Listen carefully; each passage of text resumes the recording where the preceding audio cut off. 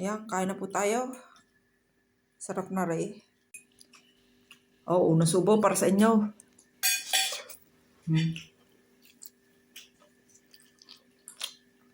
May lasa manghang, sabi ni Mr. Iwala daw. Nasanay niya ang bibig. Kasile. Manghang. Kapantay niyan, are. Kreke.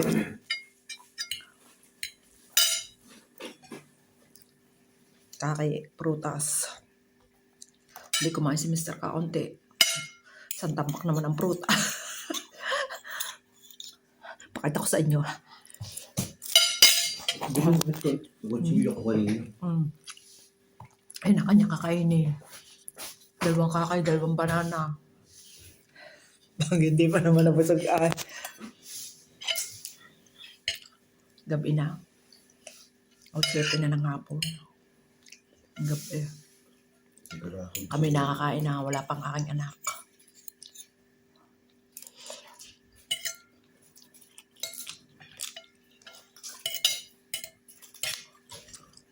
Sarap.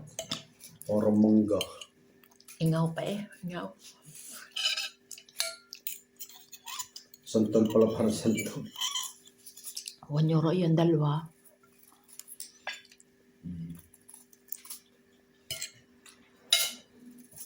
Dalawang piraso. Ito, kaking lapad. Sarap naman. Ay nga lang, yung isa mara-mara, yung malaki. Ay lang, bibigyan na agad, ay nakain pa ako. Grazie, tama na rin. Parang chiko. Ang hanghang naman. Alam mo hindi mo kakain sa ito. Ayaw magkakain ng fruta.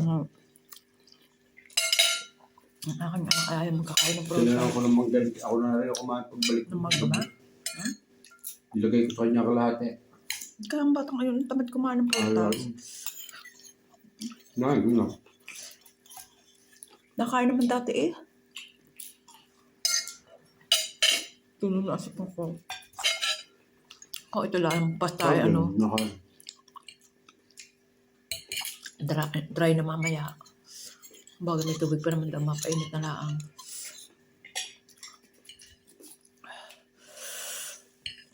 Ang hanghang.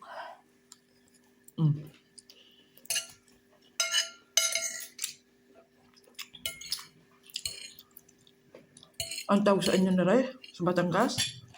Yung tuliya. May iba pang tawag sa Batangas. Yung si Piyok sa Batangas. Sa amin tuliya. Nabibili na rin yung yung nasa grapon. Kasamahan ng ipas. Yung ipas hindi ko alam yun. Parang ipis. Parang ipis sa dagat. Lagyan mo ng karne, kakainin. Ay, pinalasa. Sanay na rin ako sa kasisili.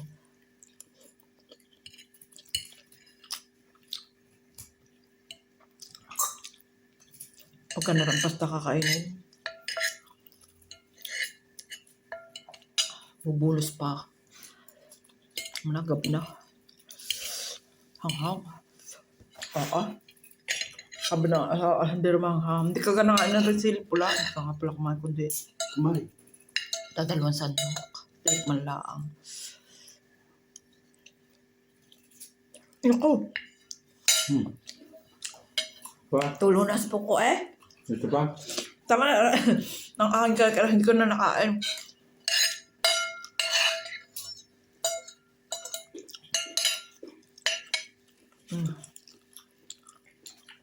Bumili ako ng patitone.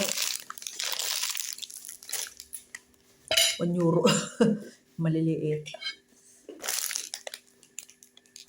O sige na guys. Thank you for watching guys. Bye-bye.